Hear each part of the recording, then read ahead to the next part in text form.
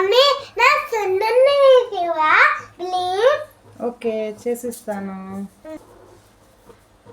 సున్నుండ prepare చేయడానికి అయితే ముందుగా ఒక గ్లాస్ మినపప్పు తీసుకున్నాను. మినపప్పును బ్రౌన్ కలర్ వచ్చేంత వరకు ఫ్రై చేసుకోవాలి. చూసారు కదా, ఇక్కడ మినపప్పు అయితే బ్రౌన్ కలర్ వచ్చేంత వరకు ఫ్రై చేసేసుకున్నాను. నేను బెల్లంతో చేస్తున్నాను కాబట్టి బెల్లంను తరిగి పెట్టుకున్నాను. చూడండి, ఇలా చిన్న చిన్న పీసెస్గా తరిగి పెట్టేసుకున్నాను. ఈలోగా మినపప్పు అనేది చల్లారిపోయింది.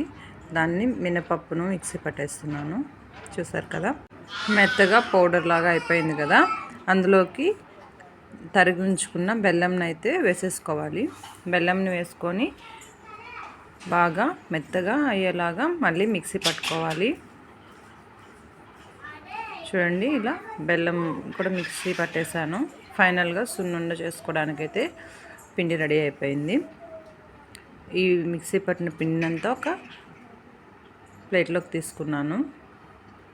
అందులోకి నెయ్యి వేసుకుంటూ మనం ఉండలు చుట్టుకోవాలి. చాలా చాలా టేస్టీగా ఉంటుంది. చూసారు కదా, మన ఉండకి సరిపడినట్టుగా నెయ్యిని కలుపుకుంటూ నేనైతే చిన్న చిన్న ఉండలు చేసుకుంటున్నానండి. పిల్లలు తినడం కదా, అందుకనేసి చిన్నవి చేసుకుంటున్నాను. ఫైనల్గా సున్నుండ అయితే ప్రిపేర్ చేసేసాను. టేస్ట్ అయితే చాలా చాలా బాగున్నాయండి.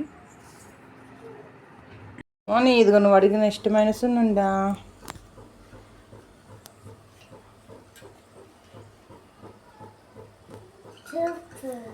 సూపర్.